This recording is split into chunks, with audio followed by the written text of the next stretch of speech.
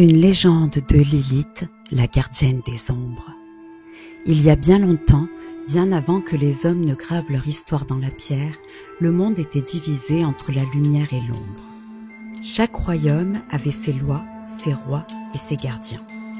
Dans le royaume des ombres vivait Lilith, la première de son nom, née ni d'homme ni de femme, mais du souffle oublié du crépuscule.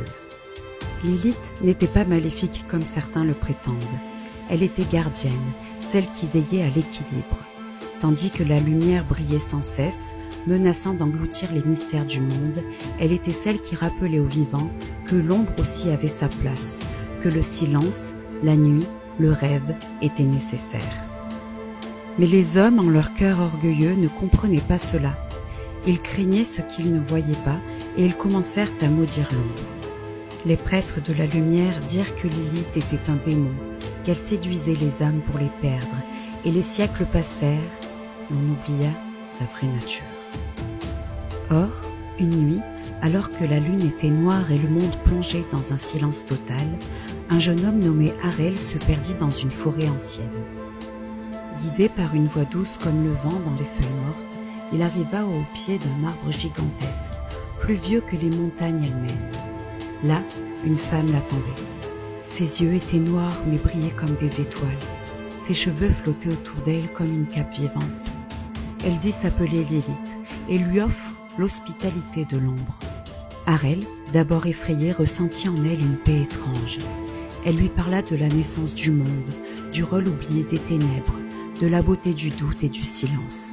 Elle lui montra que sans nuit, le jour devient aveugle, que sans mystère, le cœur s'assèche. Le garçon resta avec elle une nuit, qui lui sembla une vie entière. Quand il se réveilla seul dans la clairière, le monde avait changé, ou plutôt, lui avait changé.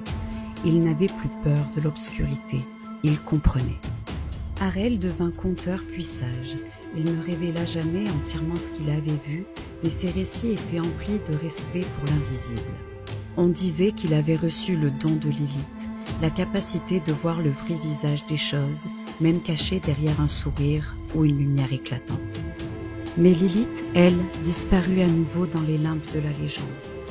On dit que parfois, les nuits sans lune, on peut entendre sa voix chanter dans le vent, et que ceux qui l'entendent, s'ils écoutent avec le cœur, trouvent en eux un chemin qu'ils avaient oublié, celui qui mène à leur propre ombre, non pas pour s'y perdre, mais pour s'y reconnaître. Car Lilith n'était pas un monstre, elle était mémoire, elle était justice, elle était équilibre. Et si aujourd'hui encore on murmure son nom avec crainte, c'est peut-être simplement parce que l'on a trop peur de regarder dans le noir et d'y voir ce que l'on est vraiment. Si cette histoire t'a plu, n'hésite pas, like, commente et abonne-toi. À bientôt.